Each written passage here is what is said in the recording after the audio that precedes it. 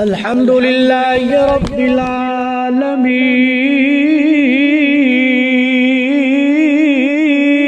العالمین والصلاة والسلام على سید الانبیاء والمرسلین اشہد ان لا الہ الا اللہ وحدہ لا شريك له ولا نذير له ولا بصير له ولا مشير له ولا معين له ولا ند له ولا جد له ولا زد له ولا زد له ولا مثل له ولا مثيل له ولا مثال له ونشهد أن سيدنا وسندنا ونبينا وشفيعنا وشريفنا وشهيدنا ومثيلنا وطبيبنا وطبيب قلوبنا وحبيبنا وحبيب ربنا ومرشدنا ومولانا محمدا عبده ورسوله أما بعد فأعوذ بالله من الشيطان الرجيم بسم الله الرحمن الرحيم الف لام میم ذلك الكتاب لا ريب فيه هدى للمتقين وقال الله تعالى في مقام آخر إنا نحن نزلنا الذكر وإنا له لحافظون قال النبي صلى الله عليه وسلم خيركم من تعلم القرآن وعلمه آمنت بالله صدق الله وصدق رسوله النبي الكريم الأمين العظيم ونشهد على ذلك لمن الشاهدين والشاكرين والحمد لله رب العالمين يا رب صل وسلم دائما أبدا على حبيبك خير الخلق كلهم هو الذي ترجى شفاعته لكل حول من الأحوال مقتحم سب احباب ایک مرتبہ نماز والا درود پاک پڑھیں چلو بند کرو جو انتا جلال کوئی بات نہیں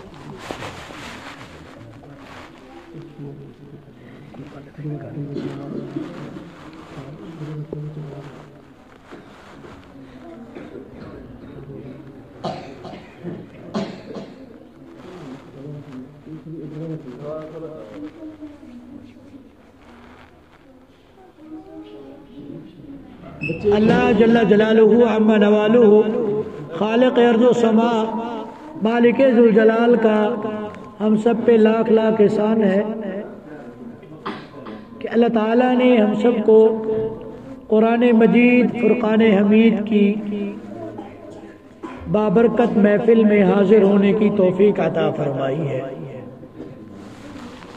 دعا ہے خالق لم یزل مالک کائنات ہم سب کا مل بیٹھنا اپنی بارگاہ عالی طیبہ میں اس طرح قبول و منظور فرمائیں کہ اللہ رب العزت اس پورے محلے اور اس پورے علاقے میں مزید دین کا فیض پھیلائیں اور اللہ رب العزت حضرت محترم صاحب کی زندگی میں مزید ترقی عطا فرمائے اور برکتیں نصیب فرمائے۔ اور جس طرح ماشاءاللہ میں نے بچوں کو سنا، مجھے بڑی خوشی ہوئی کہ چھوٹے چھوٹے بچے ہیں، کسی کو 6 کلمے یاد ہیں تو کسی کو نماز جنازہ کی دعائیں یاد ہیں، اور کسی کو غسل کے فرائض یاد ہیں، کسی کو غسل کی سنتیں یاد ہیں، جو ایک چیز کی ضرورت ہے۔ تو اللہ تعالیٰ مزید ترقی عطا فرمائے۔ آمنہ کے لال محبوب رب ذوالجلال آپ صلی اللہ علیہ وسلم کا فرمان عالی شان ہے کہ قرآن مجید کی تکمیل پر ایک دعا ضرور قبول ہوتی ہے، ہر ایک کی دعا ہے اللہ ہم سب کی بھی دعائیں قبول و منظور فرما دے۔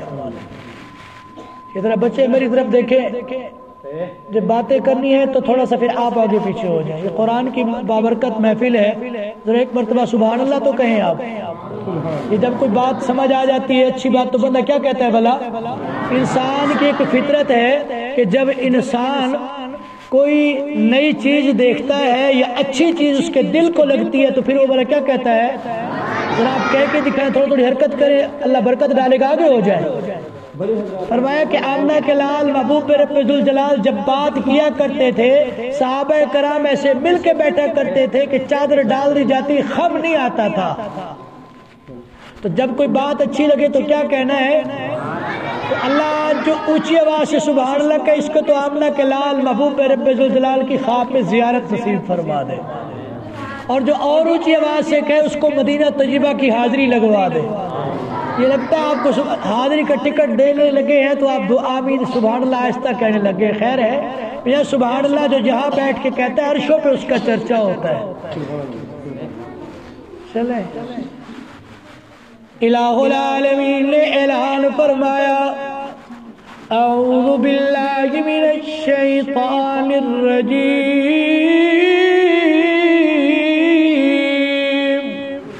بسم اللہ الرحمن الرحیم، الف لام میم، ذالک الکتاب لا ریب فیہ ھدی للمتقین۔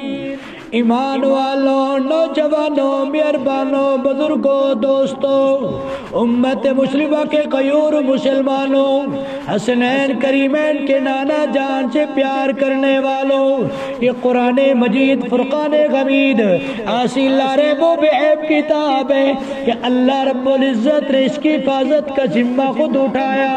میاں قرآن مجید فرقان حمید سے پہلے اللہ نے اور بھی کتابیں اتاری گئے، تورات اتاری گئے، زبور اتاری گئے، انجیل اتاری گئے، پر قسم رب ذوالجلال کی اللہ نے کسی کتاب کی حفاظت کا ذمہ اپنے نہیں لیا، لیکن جب باری قرآن مجید فرقان حمید کی تو الہ العالمین فرماتے گئے اِنَّا نحن نزلنا الذکر وَإِنَّا لَهُ لَحَافِظُونَ۔ کہ بے شک قرآن کو اتارنے والے بیگم ہے، قرآن کی حفاظت کرنے والے بیگم ہے۔ آنا میاں جو تیرے ذوق ہو تو میں اس پر تجھے ایک اور نکتہ دیتا چلوں۔ میاں اللہ نے قرآن مجید فرقان حمید سے پہلے تورات اتاری گئی لیکن اس کی تلاوت نہیں فرمائی۔ قرآن مجید سے پہلے اللہ نے زبور اتاری، اس کی تلاوت نہیں فرمائی۔ اللہ نے قرآن مجید سے پہلے انجیل اتاری، اللہ نے تلاوت نہیں فرمائی۔ لیکن جب باری قرآن مجید فرقان حمید کی اللہ نے پہلے خود تلاوت فرمائی، پھر آمنہ کے لال محبوب رب ذوالجلال محمد عربی صلی اللہ علیہ وسلم پہ نازل فرمائی۔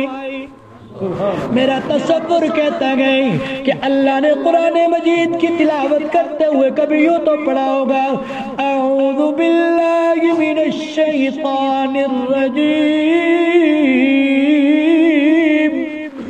بسم اللہ الرحمن الرحیم، یاسین والقرآن الحکیم، انک لمن المرسلین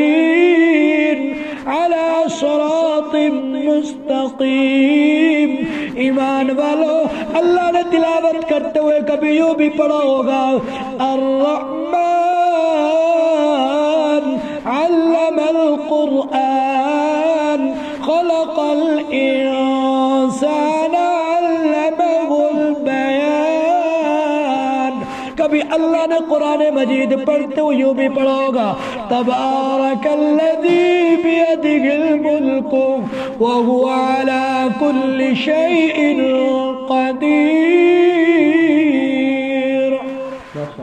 میرے اللہ نے قرآن پڑھا، فرشتوں نے قرآن سنا، کسی نے سن کے کہا یار وہ کتنے خوش نصیب لوگ ہوں گے جن کو یہ قرآن مجید فرقان حمید کی دولت عطا کی جائے گی. میرے اللہ نے قرآن پڑھا، اسی منظر کو کسی نے قلم سے کھینچا تو کیسے کھینچا کہ دو جہاں کے شہنشاہ کا، دو جہاں کے شہنشاہ کا پیارا پیارا ہے کلام، اور جو پڑھے قرآن اس کا، جو پڑھے قرآن اس کا ہے بڑا اونچا مقام. میاں قرآن والوں کو عظمتیں ملتی گئیں، قرآن والوں کو رفعتیں ملتی گئیں، قرآن والوں کو رب شان عطا فرماتا گئے، قرآن والوں کو رب سعادت دارین عطا فرماتے گئے، قرآن والوں کو رب فلاح دارین عطا فرماتے گئے. آج میں تجھے ایک بات اور کہوں، یہ قرآن کا شان ہے کہ قرآن کا شان ہے کہ شب معراج قرآن والا امام بن گیا اور باقی سارے مقتدی بن گئے. یا ذوق کو تو ایک بات اور کہتا ہوں اللہ اکبر یا حی یا قیوم. میاں قرآن پڑھا کر، قرآن پڑھنا رب کی سنت، میاں قرآن پڑھا کر، قرآن پڑھنا شاہ عرب کی سنت، میاں قرآن پڑھا کر، قرآن پڑھنا آمنہ کے لال محبوب رب ذوالجلال کی سنت، میاں قرآن پڑھا کر، قرآن پڑھنا امام الصحابہ یار غار یار مزار خلیفہ بلا فصل سیدنا صدیق اکبر کی سنت. میاں قرآن پڑھا کر، قرآن پڑھنا امام عدل و انصاف مراد پیمبر دعائے پیمبر سیدنا عمر فاروق کی سنت. میاں قرآن پڑھا کر، قرآن پڑھنا دو مرتبہ آمنہ کے لال محبوب رب ذوالجلال فخر کائنات مقصد کائنات منبع فیوز و برکات شان والے نبی محمد مصطفیٰ احمد مصطفیٰ حبیب لبیب حبیب لعیق حبیب کبریا مکین گنبد خضرا بلغ العلا صدر الدجا رہبر و رہنما محمد عربی صلی اللہ علیہ وسلم کے در پہ گھوٹ بننے والا عثمان غنی کی سنت. میاں قرآن پڑھا کر، قرآن پڑھنا مولا علی فاتح خیبر شیر خدا اسد اللہ علی المرتضیٰ کی سنت. میاں قرآن پڑھنا کربلا والوں کی سنت ہے. قرآن پڑھا کر، قرآن پڑھنا خاتون جنت کی سنت ہے. جو تیرا ذوق ہو تو میں اس پر ایک بات کہوں، ادھر میں کربلا کے تجھے میدان میں لے چلتا ہوں. اے کربلا کے شہزادے نے قرآن پڑھا، ادھر تیر بھی کھائے. آج بھی قاری قرآن جب قرآن پڑھتا گئے تو لوگ جھوم اٹھتے گئے. قاری قرآن جب میرے کربل کے شہزادے نے قرآن پڑھا، ظالم تیر مارتا رہا، کربل کا شہزادہ قرآن پڑھتا رہا. فرمایا کہ کسی نے جب اس کی منظر کشائی کی تو کیا کہتا ہے کہ سر نیزے پر حضرت نے سنایا یوں کلام اللہ، سر نیزے پر حضرت نے سنایا یوں کلام اللہ. ملائک بھی ہوئے غیرہ تلاوت ہو تو ایسی ہو، علی بابا نبی نانا لیاقت ہو تو ایسی ہو، پڑھو ہر دم درود ان پر شرافت ہو تو ایسی ہو. میاں قرآن پڑھا کر، قرآن پڑھنا رب کی سنت، اور قرآن پڑھنا کربلا والوں کی سنت. اور میاں کون حسین میری جند حسین میری جان حسین میرا امام حسین میرا ایمان حسین میرا رہبر حسین میرا رہنما حسین میرا مقتدا حسین. اور میاں میں صحابہ کو بھی ماننے والا، میں اہل بیت کو بھی ماننے والا. صحابہ بھی شان والے، اہل بیت بھی شان والے. صحابہ بھی ایمان کا حصہ، اہل بیت بھی ایمان کا حصہ، وہ بھی جزو ایمان یہ بھی جزو ایمان. ان سے بھی خدا راضی ان سے بھی خدا راضی، اور ہم دونوں کو ماننے والے صحابہ کو مانا کر، آل بیت کو بھی مانا کر، اور قرآن کو پڑھا کر رب تیری زندگیوں میں انقلاب لائے گا۔ اللہ اکبر یا حی یا قیوم۔ میں قرآن مجید کے احساسات میں سے احساس بتاتا چلوں، جتنا ذوق ہو تو ایک بات اور کروں۔ سبحان اللہ کو میں ایک بات دیتا ہوں، حضرت محترم صاحب، اللہ نے میرے آقا کو جو کچھ دیا سب سے اعلیٰ دیا۔ اللہ نے میرے آقا کو جو کچھ دیا سب سے اعلیٰ دیا۔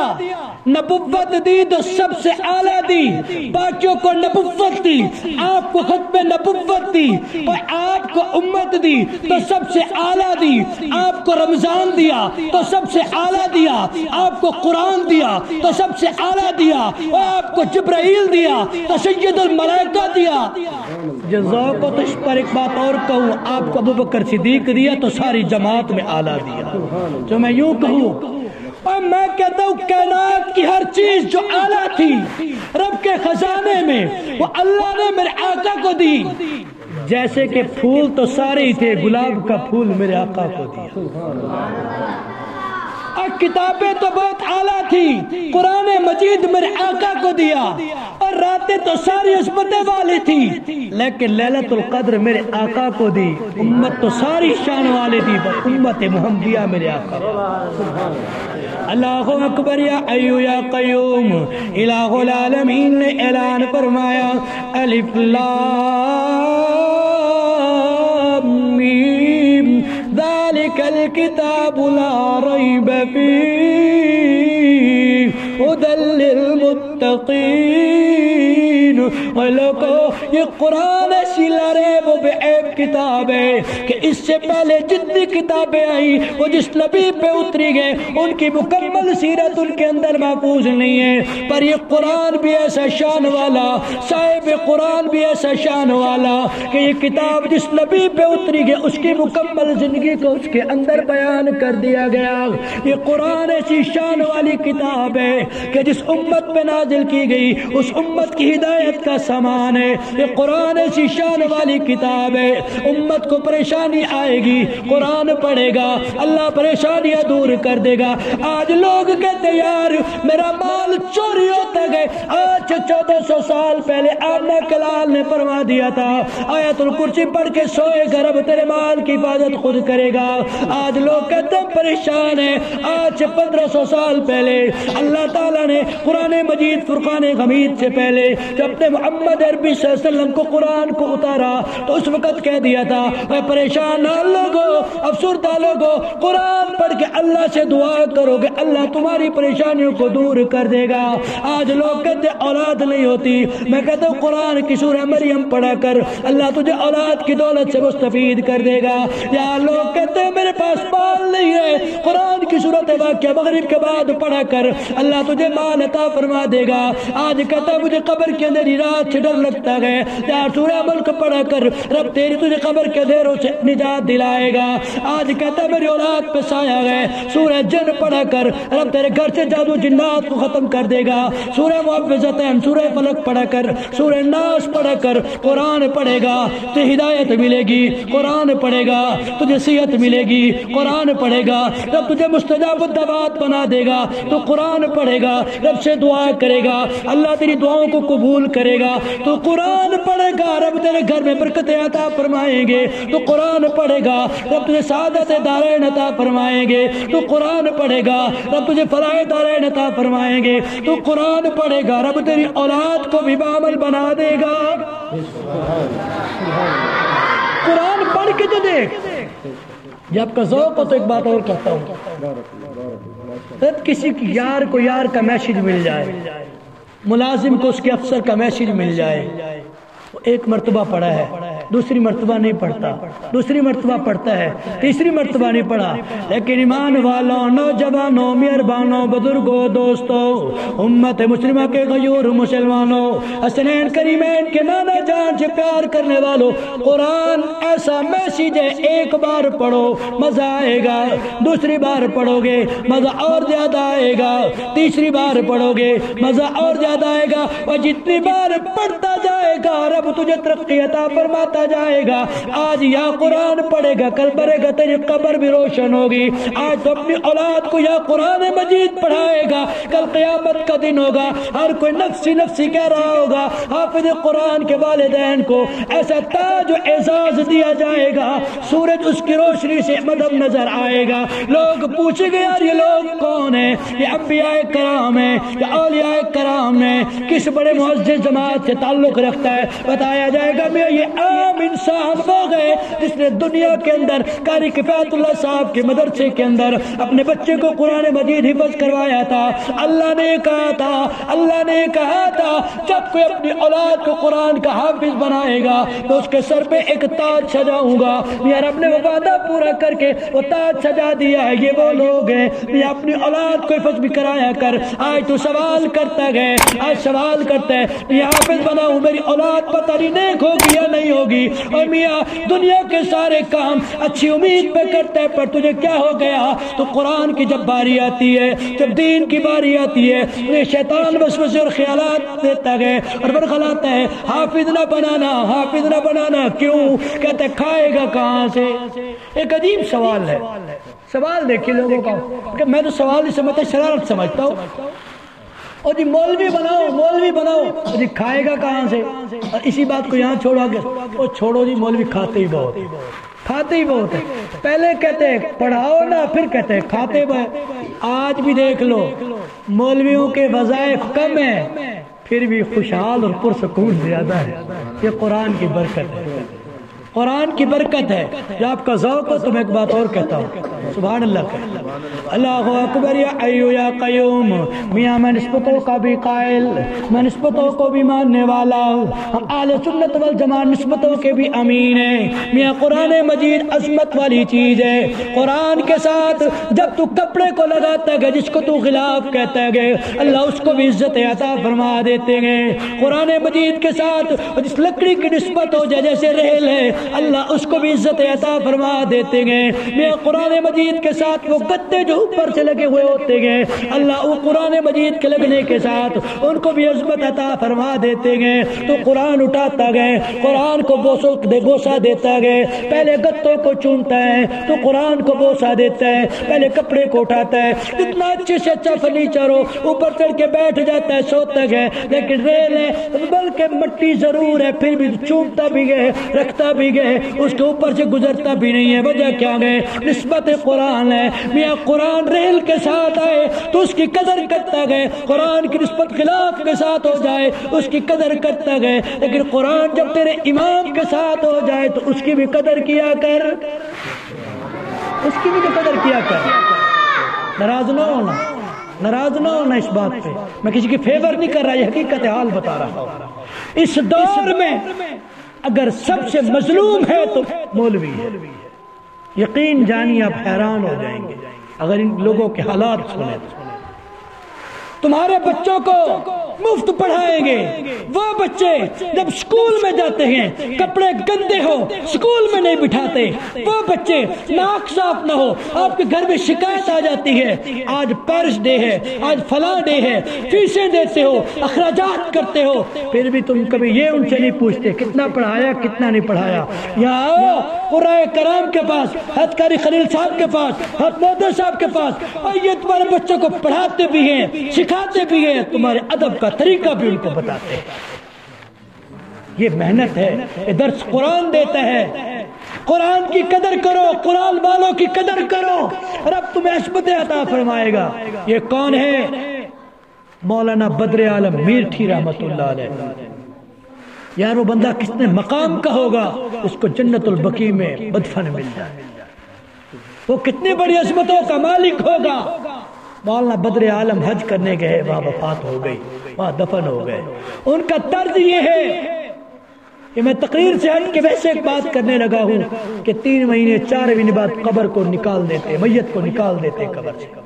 مولانا بدر عالم کی قبر کو جب کھولا گیا وہ ایسے تھی جیسے ابھی رکھی ہے. فیصلہ کیا گیا علماء بیٹھ گئے کیا کیا جائے. تو پتہ چلا جی ان کی میت کو ان کے علاقے میں بھیج دیا جائے۔ ہندوستان کے اندر جب بھیجا گیا ان کی میت آئی، ان کے بیٹے مولا آفتاب عالم سے پوچھا گیا یار یہ تو بتا تیرے ابا کون سا عمل کیا کرتے تھے جس کی وجہ سے ان کی قبر سے بھی خوشبو آئی، اس کی وجہ سے آج تک ان کی میت تر و تازہ ہے، ذرا بتا تو صحیح۔ تو مولانا آفتاب عالم نے بتایا کہ میں جب مدرسے سے پڑھ کے جایا کرتا تھا، میرے استاد جی یہ بتاتے تھے گھر جا کے ماں باپ کی خدمت کرنا، ان کے پاؤں دبانا، تو میں اپنے ابا کا سر دبانے کے لیے پاؤں دبانے کے لیے بیٹھتا تھا۔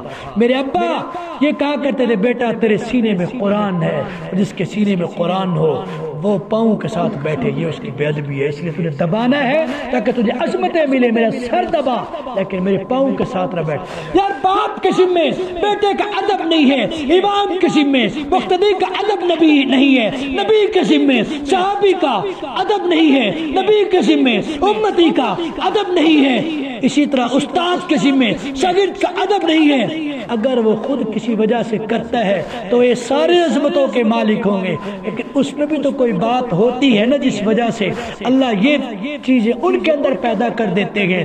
اسی طرح مولانا بدر عالم میں قرآن کی وجہ سے بیٹے کا ادب اس وجہ سے کیا، پاؤں کے ساتھ نہ بیٹھے، سر دبائے، اللہ نے اس کو جو عظمت عطا فرمائی۔